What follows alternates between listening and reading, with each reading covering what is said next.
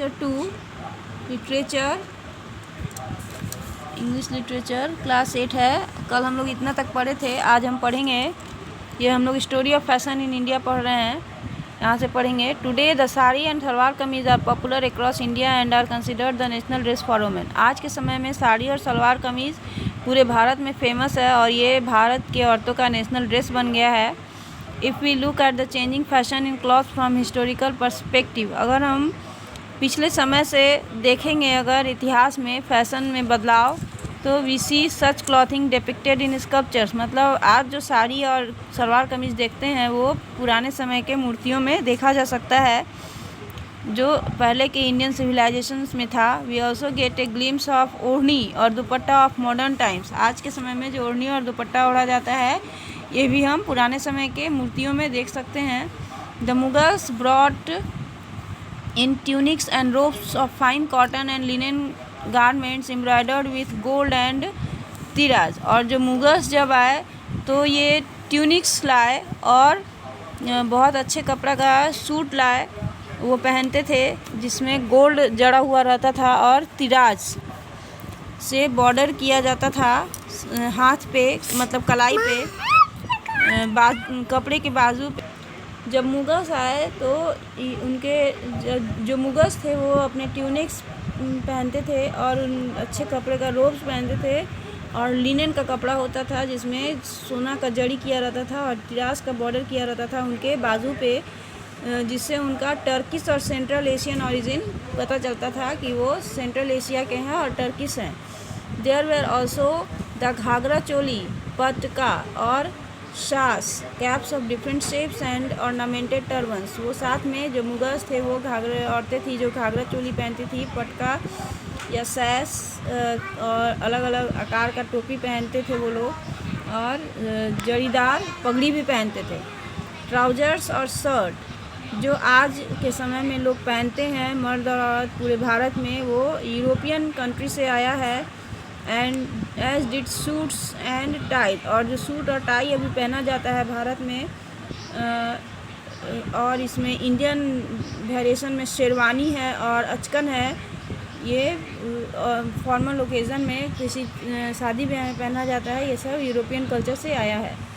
Even footwear from chappals और sandals to shoes और hunting boots has a colourful history like clothing, और जिस तरह कपड़े का एक इतिहास है उस तरह चप्पल और सैंडल्स का भी अपना इतिहास है, या हंटिंग बूट्स का भी अपना इतिहास है। But who influences fashion in any particular generation और एरा, लेकिन प्रश्न है कि किसी भी समय में लंबे समय में फैशन को कौन प्रभावित करता है। Today it is mostly the actors and actress of the silver screen, आज के समय में जो फैशन को प्रभावित करने वाले हैं वो फिल्मी दुनिया के हीरो और हीरोइन हैं, या स्पोर्ट्स पर्सन हैं, या पॉपुलर म्यूज़िक आर्टिस्ट हैं, या दूसरे सेलिब्रिटीज़ हैं। एक यूजुअल सोर्स है फैशन आइडिया का फादर ऑफ नेशन का। During the freedom struggle Mahatma Gandhi oppose the way the British colonial rulers earned high profits by exporting Indian cotton to textile mills in Britain. जब स्वतंत्रता आंदोलन हो रहा था तो हमारे जो राष्ट्रपिता थे आज़ादी के संघर्ष के समय ब्रिटिश के कपड़ों का विरोध किए थे, जो टेक्सटाइल मिल्स में यूरोप से कपड़ा लाकर अंग्रेज बेचते थे महंगे दाम पे और एक्सपेंसिव क्लॉथ को इंपोर्ट करते थे और इंडियंस को बेचते थे। टू फाइट दिस एक्सप्लॉयटेशन, इस अधिकार अपने उनके फ़ायदे को से लड़ने के लिए और लोगों में राष्ट्रीयता का भावना को फैलाने के लिए गांधी जी खादी के उपयोग को बढ़ावा दिए, विच वाज कॉटन क्लॉथ। ही खादी का कपड़ा जो है सूती का बना होता था और यहाँ के जो लोकल बुनकर होते थे उनके द्वारा बनाया जाता था। Khadi became fashionable during freedom struggle, आज़ादी के समय खादी का कपड़ा बहुत ही फेमस हुआ और evolve into a powerful weapon, और एक बहुत मजबूत हथियार साबित हुआ ब्रिटिश शासन से लड़ने में।